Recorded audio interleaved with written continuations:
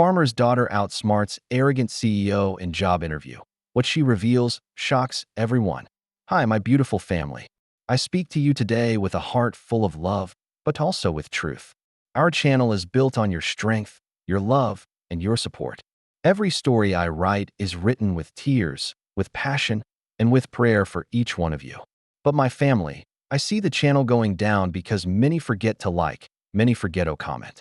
It hurts me because it feels like my hard work is left unseen. That I ask you today, not just as a creator, but as your brother who truly loves you. Please, whenever you watch, give your love back.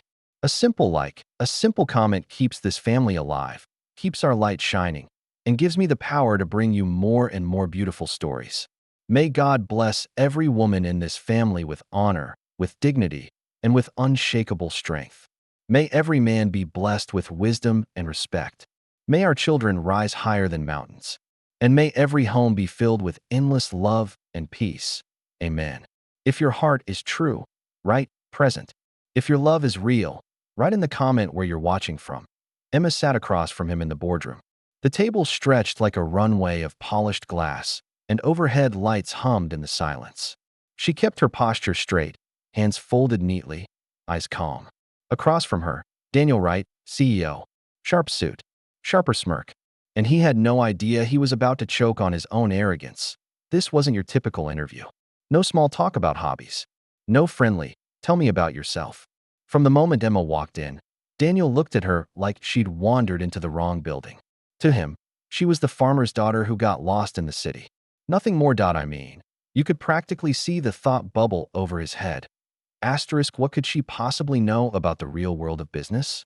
Asterisk, he leaned back in his chair, firing off questions like bullets, interrupting her mid-answer, tossing out little barbed comments. That's cute, but do you have actual experience? Emma didn't flinch.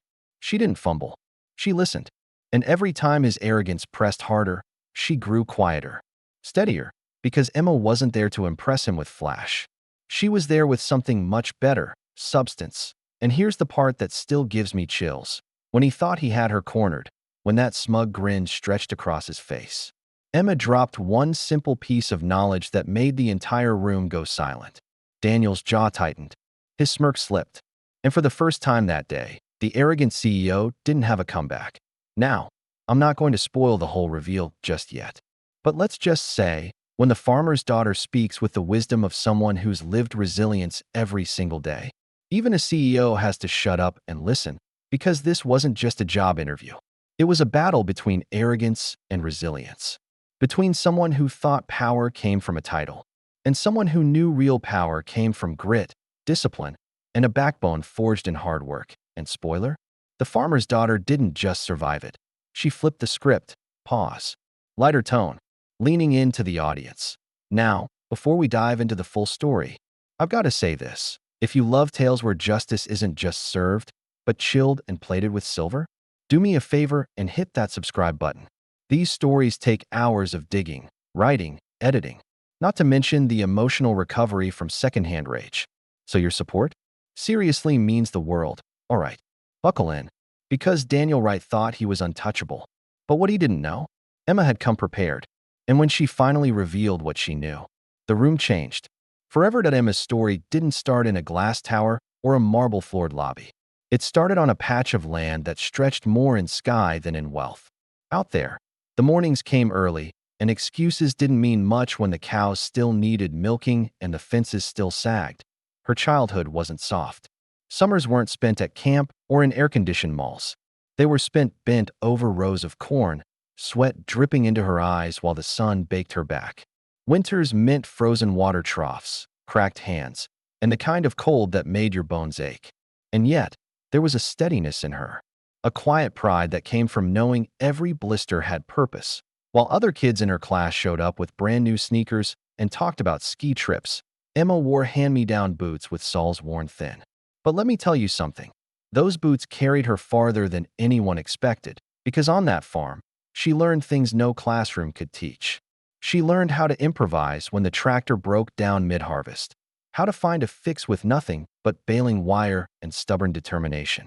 She learned discipline, because animals don't care if you're tired or cranky. And she learned humility, because nature has a way of knocking down anyone who thinks they're in control.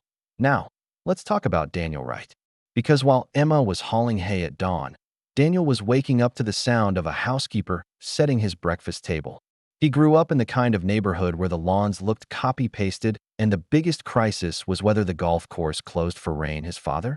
A corporate executive with connections in every room that mattered. His mother?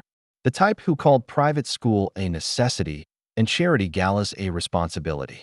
Daniel never worried about whether there'd be food on the table. He worried about whether the valet scratched his CARB by the time Emma was fighting for scholarships. Daniel was sliding into Ivy League admissions, thanks to family donations that conveniently boosted his chances. Where Emma had to study by flashlight after chores, Daniel had tutors flown in for exam season. And let's be honest, he learned early that money didn't just open doors, it tore them off their hinges. So, when these two worlds eventually collided, sparks were inevitable. Here's the thing, though. Emma never resented her upbringing. She didn't see herself as poor or unlucky. She saw herself as sharpened.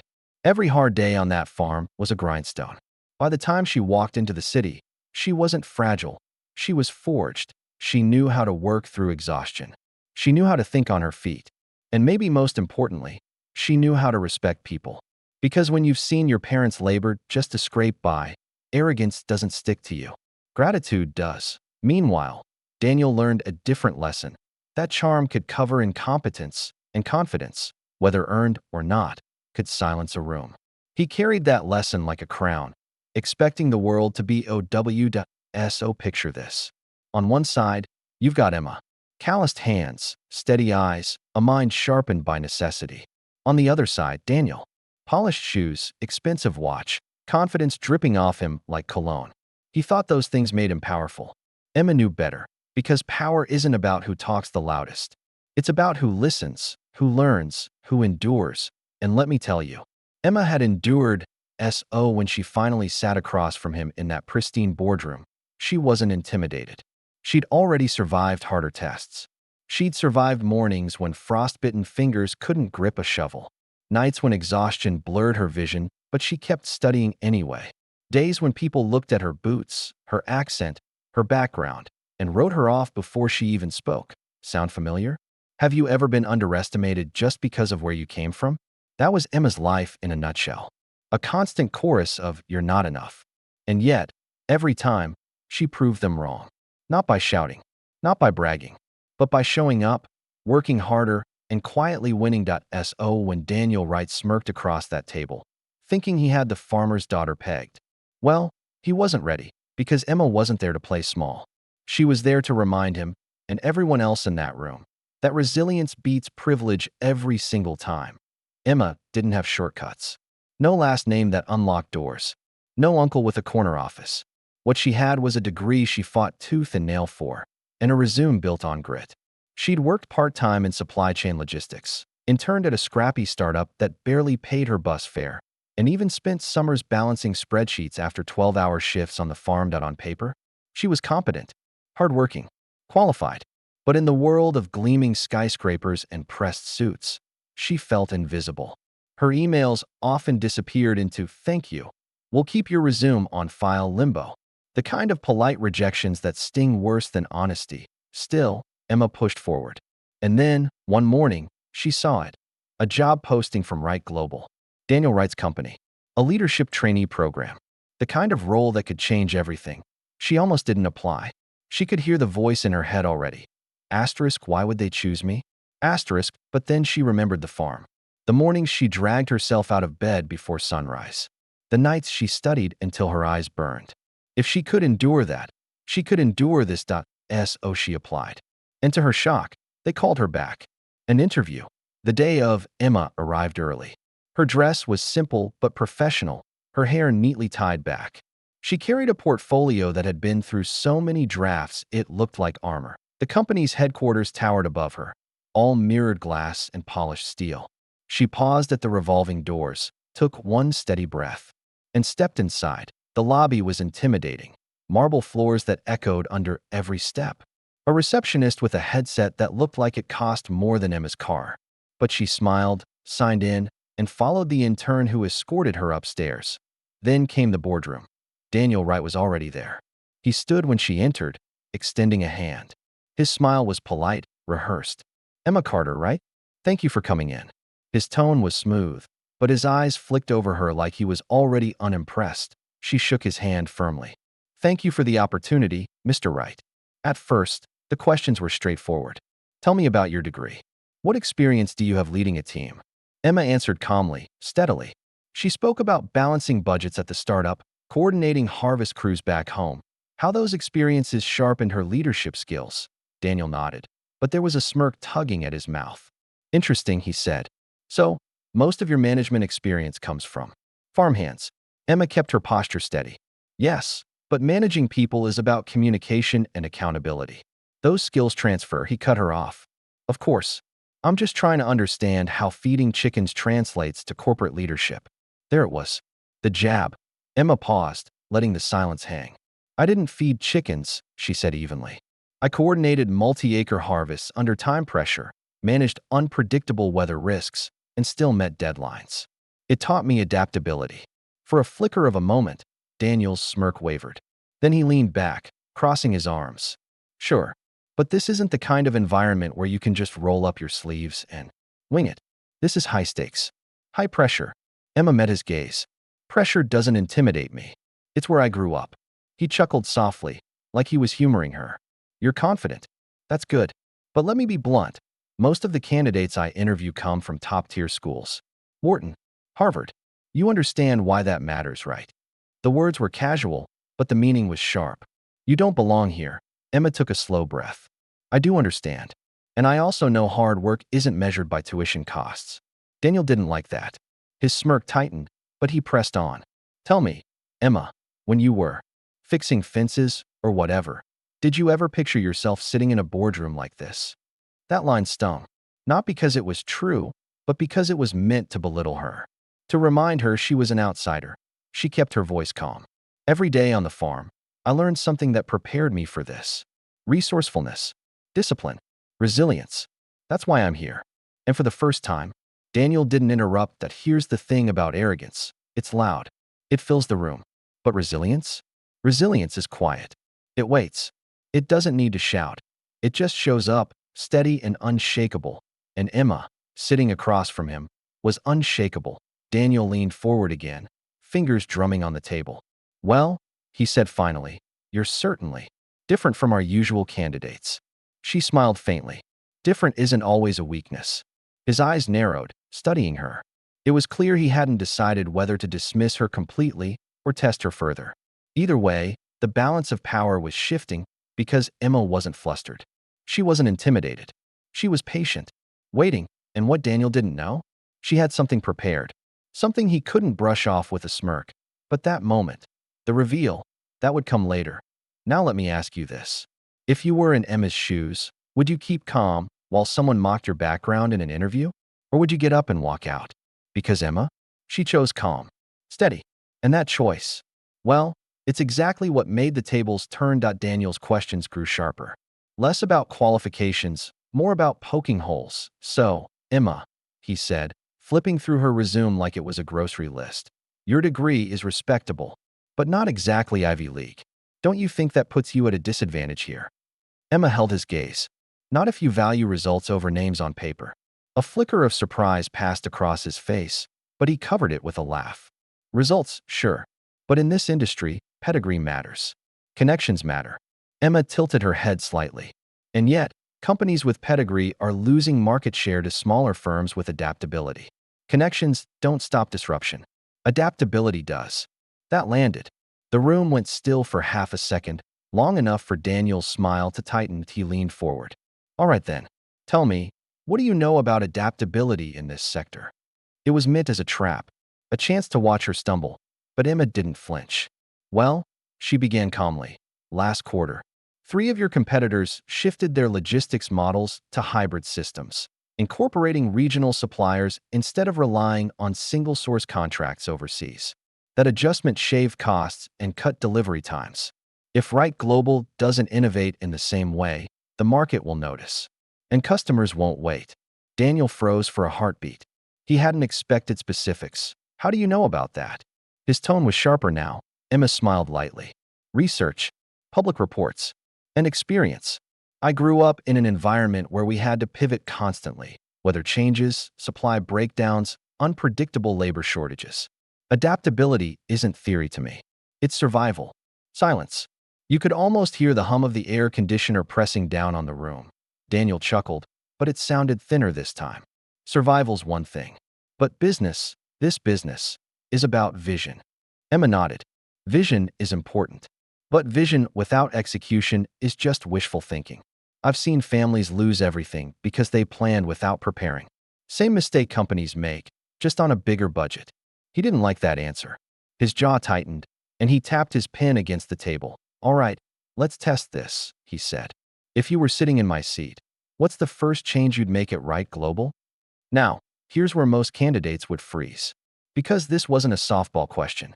It was a power move, an invitation to embarrass herself in front of the CEO. Emma didn't freeze. She leaned in slightly, her tone still even. I'd look at your supply chain risk exposure. 40% of your imports rely on a single overseas hub. If that hub shuts down, even for a week, your clients won't just be inconvenienced. They'll move to competitors. Daniel blinked, his hand stilled on the pen. And how exactly? He asked, voice edged. Do you know that figure? Because it's in your last quarterly report, she said softly, buried in the fine print. Boom, that was the first crack. His smirk faltered. For the first time, he wasn't laughing at her answers. He was processing them. Emma didn't push further. She let the silence do the work. A trick she'd learned on the farm. Sometimes you don't need to shout. You just plant the seed and let it grow. Daniel shifted in his chair. He tried to recover, but his questions lost their sting. Well, he said, clearing his throat, those are interesting observations. But you have to understand, running a global firm isn't the same as running a farm. Emma smiled. Of course, but problem solving doesn't change just because the budget has more zeros. That one hit home, because arrogance only works when the other person plays small. Emma wasn't playing small. She wasn't defensive either. She was calm, confident, and just informed enough to turn his barbs into openings. Daniel leaned back at last, arms crossed, studying her. His expression wasn't smug anymore. It was calculating, and that's when it clicked. This interview wasn't going the way he thought. Shift to narrator, engaging tone. Oh, let me throw this back to you. If you were Emma, sitting in that boardroom, what's the boldest thing you would have said in that moment? Drop it in the comments. I'm curious, because Emma? She wasn't finished yet.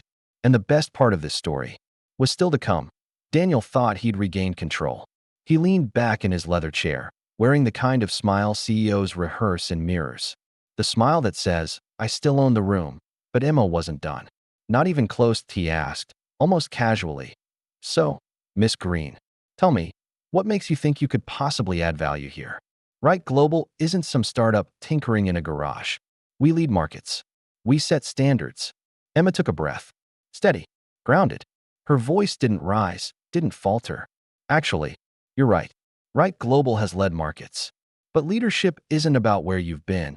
It's about where you're going. And that's where I come in. Daniel's brows drew together. Just slightly. But it was enough. The boardroom, cold and sterile just moments ago, now felt like a stage, and Emma had just stepped into the spotlight. She reached into her portfolio, slid a slim folder across the polished table. The paper whispered against the wood, but in the silence, it sounded thunderous. What's this? Daniel asked, irritation flickering in his tone. Emma didn't flinch. A research project I co-authored last year on sustainable logistics in agricultural tech. The same logistics model your company announced last quarter, calling it your visionary initiative. Daniel froze, because this wasn't a guess. It was a direct hit. Emma leaned forward now, her eyes steady. I know the framework inside out, because I helped build it. My work was cited, without credit, of course, in your partner firm's white paper. I didn't fight it at the time. I was a grad student.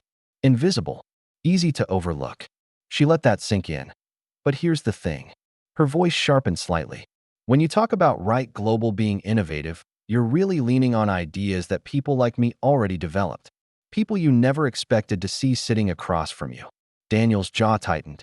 He tried to laugh, but it caught in his throat. Surely you don't expect me to believe Emma cut him off. Calm. Controlled. I don't expect you to believe me. I expect you to recognize this. She tapped the folder lightly. Because it's the foundation of your next quarter strategy. And I expect you to realize I can take this knowledge anywhere. Your competitors would welcome it. Boom. The boardroom shifted. It wasn't Emma under scrutiny anymore. It was Daniel that he straightened in his chair, voice lower now. You're bluffing. Emma smiled faintly. Am I? Go ahead. Call your strategy director. Ask him where the sourcing model originated. See whose name comes up. Silence. The kind that drags. Daniel didn't reach for the phone. And that silence? That was its own confession. Now, let's pause here. Because this was the moment everything flipped. The farmer's daughter wasn't begging for approval anymore. She was holding the ace card, and the CEO knew it. But Emma didn't gloat. She didn't need to. That wasn't her style. Instead, she let her words land like quiet thunder. You wanted to know how I'd add value to Right Global? Simple. I already have. You just didn't know it was me. Daniel's mask cracked. He shifted, crossing his arms too tightly, like he could squeeze his authority back into place. But his voice betrayed him. You think you're indispensable? Emma shook her head. No, no one is. But I am undeniable. And you know it. Phew. I don't know about you, but I felt that line. The balance of power was gone, ripped right out of his grip. Emma had turned the interview into a negotiation, and Daniel? He was the one on defense now. She sat back, composed. You asked earlier what sets me apart. It's not pedigree. It's not connections. It's proof. I don't theorize about solutions. I build them. I've done it before. I can do it here. Daniel didn't laugh this time. He just stared.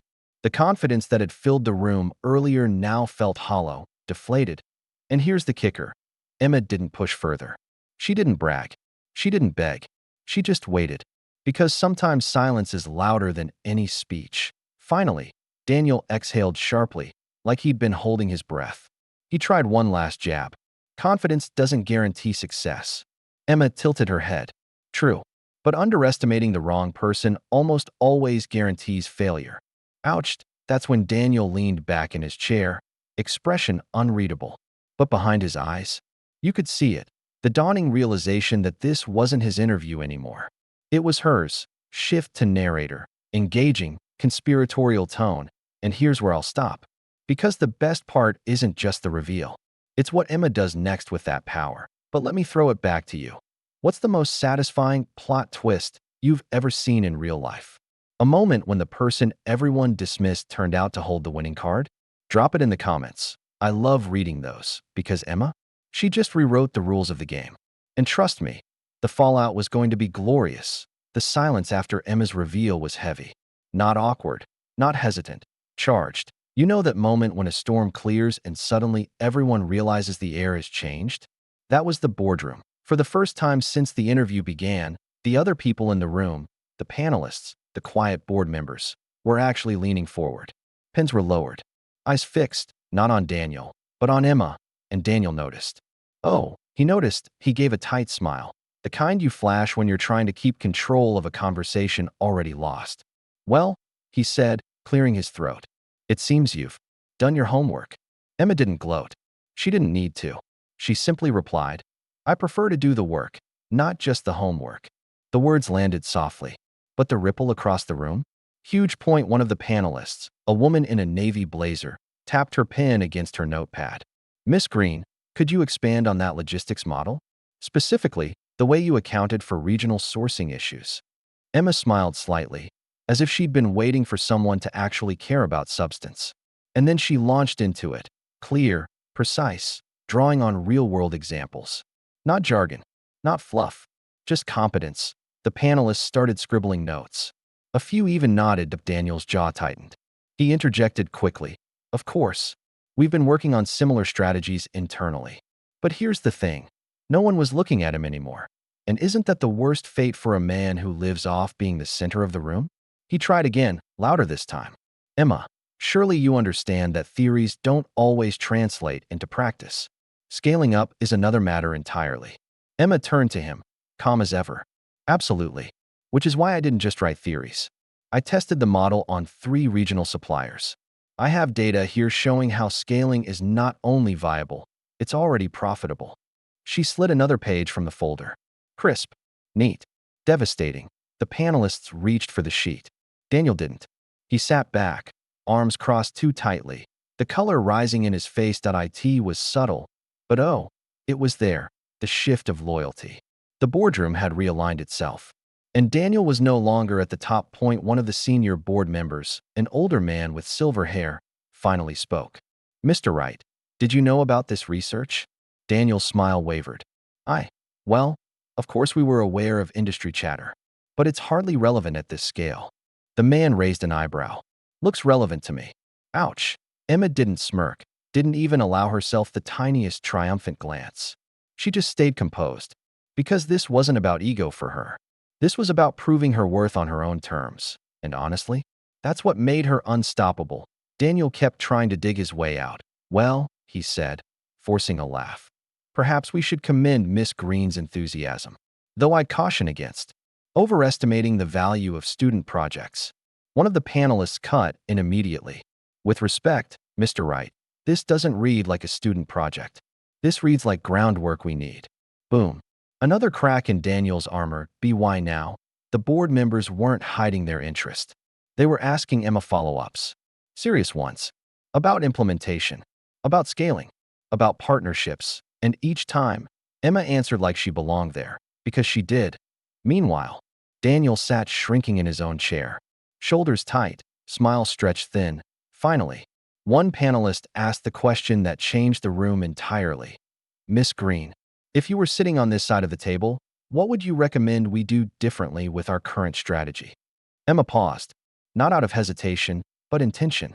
She knew the weight of this moment. Then she answered with clarity, laying out a three-step plan that addressed cost, efficiency, and sustainability. Not too much. Not too little. Just enough to show she wasn't there to impress.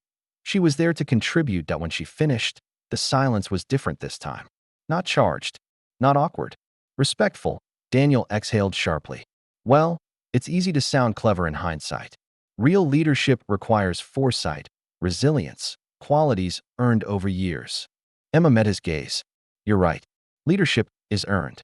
And it's not measured by how many years someone has, but by what they do with them. Oof.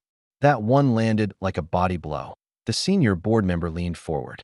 I'd like to see her considered seriously for this role. And just like that, Daniel's grip on the interview shattered completely. Shift to narrator.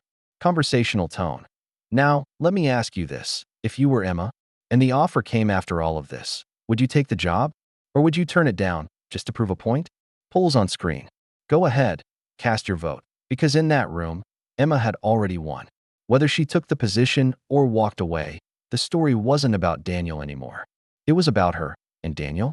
He was left scrambling, realizing the very thing he tried to mock was the thing that just saved the room. The fallout had only begun. A week passed before Emma heard anything as she'd left the boardroom with her head high, portfolio tucked under her arm, and not a single doubt in her chest. But she also didn't chase, didn't send a follow-up thank you note, didn't try to check in politely. She simply lived her life, and that silence? It was intentional. Then, one morning, her inbox pinged. The subject line, interview, next steps. At first glance, it looked like a form email. But when Emma opened it, her lips curved into the faintest smile. Because this wasn't just HR. This was Daniel. Or at least, Daniel's words, polished by HR's keyboard. IT started stiff, professional. Dear Miss Green, we would like to extend our appreciation for your time last week. Your insights regarding regional sourcing were impressive. Impressive. That was his word. The same man who mocked her for carrying feed bags was now forced to admit she'd impressed an entire board. The email went on. We understand the conversation may have seemed tense at moments. Please know that was not reflective of our respect for your abilities. We would be happy to discuss a potential position moving forward. Translation? Daniel was backpedaling. Hard. Emma read it once. Then again. And then she closed her laptop. No reply. Not yet. Because here's the truth. Emma didn't need that job anymore. She'd proven her worth in front of the very people Daniel was desperate to impress. And now, he was the one waiting. A day passed. 2. By the third, a second message arrived. Shorter. More urgent. Hi Emma. Just following up to see if you received our last note. The board is very eager to hear your decision. Notice the shift? Not her being eager for a job. Them being eager for her, that's power. Emma finally opened her laptop again. She hovered over the reply button, fingers resting lightly on the keys. She could have written a scathing takedown. Something sharp enough to make Daniel wince every time he thought about her name. But instead, she smiled and closed the laptop again. Because sometimes the loudest answer is no answer at all. Pause for impact. Narrator voice steady. Sometimes silence says more than any apology ever could. And that was the beauty of it. Daniel, so used to commanding every room, every conversation, was left with nothing but the echo of his own arrogance. Meanwhile, Emma's silence? It spoke volumes. The farm girl he thought he could dismiss was now the ghost in his inbox. The one reminder he couldn't delete. Now, here's the question for you. If you were in Emma's shoes, would you have replied, just to twist the knife? Or would you have left it exactly as she did, with silence as the final word? Because in this case, her quiet refusal was the revenge. And honestly, it was perfect. Emma never did reply to Daniel's email. She didn't need to. Instead, she poured her energy into the places that valued her. Within a month, she landed a role at a smaller but rapidly growing firm. One that didn't just skim her resume, but listened to her ideas. And here's the kicker. The first project they gave her? It was almost identical to the proposal Daniel had mocked. Only this time, Emma had the resources and respect to bring it to life. Her work spoke louder than any rejection ever could. Numbers climbed. Efficiency soared. Clients took notice. And in boardrooms across the city, people began whispering about the young strategist who came out of nowhere. Of course, it wasn't out of nowhere. It was from a farm. From grit, sweat, and mornings that started before sunrise. But the industry only saw the results, and those results were undeniable. Meanwhile, Daniel's shine started to dull. At first, it was subtle. A deal that slipped through his fingers. A vendor who backed out. A board member who quietly mentioned Emma's name in comparison. But arrogance has a way of isolating people. And Daniel? He had built his empire on intimidation, not respect. When the cracks appeared, there weren't many hands rushing to steady him. Emma heard about it in passing. At conferences, in coffee chats. You know, Wright's not untouchable anymore. Funny, his board seems more impressed with outsiders than with him. She never bragged, never gloated. She just nodded, tucked the knowledge away, and went back to her work. Because the real victory wasn't watching Daniel fall. It was knowing she didn't need him, or his approval, to rise. One evening, months later, Emma returned to her parents' farm for a visit. The fields stretched golden under the sunset, and the smell of cut hay carried on the breeze. She stood by the old fence she used to mend as a teenager, the same one Daniel would have sneered at. Her father walked up beside her, quiet but proud. "Heard you're making waves out there," he said. Emma smiled. Trying to, but deep down, she knew she was doing more than trying. She was proving, every single day, that dignity and preparation outshine arrogance every time. Pause. Narrator softens tone. Here's the real takeaway. Being underestimated? It can feel like a weight. Like a constant reminder that the world sees you as less than. But if you carry it right, if you let it fuel you instead of break you, it becomes your greatest weapon, because no one sees you coming until it's too late. Emma's story wasn't just about a farmer's daughter facing off with a smug CEO. It was about resilience, about how hard work in the shadows often outlasts empty confidence in the spotlight. And in the end, Daniel Wright was left with fading clout and restless whispers, while Emma built something lasting, something real. That's the real W. In the end, Emma didn't need fireworks or headlines to prove her point. Her victory wasn't loud. It was steady, measured, and, if you ask me, the most satisfying kind. She built her reputation brick by brick, while Daniel's arrogance crumbled under its own weight. No big confrontation, no dramatic showdown, just quiet competence slowly eclipsing noise. And isn't that the best revenge? Because here's the truth. Confidence rooted in hard work will always outlast arrogance. Always. The spotlight burns bright, but it burns fast. Dignity, patience, preparation, they last.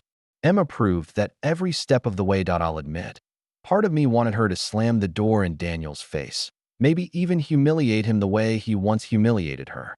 But what she chose, it was smarter, stronger. She let her success speak for her. And silence, handled right, can be the loudest answer of all. So maybe the takeaway is this. Never waste energy proving yourself to people too small to see your worth. Instead, put that energy into building something they can't ignore. And if you found this story as satisfying as I did, do me a favor. Hit that like button, drop a comment, and subscribe. These scripts take hours to write, sift through, and bring to life. And your support keeps us going. Because stories like Emma's, they deserve to be told.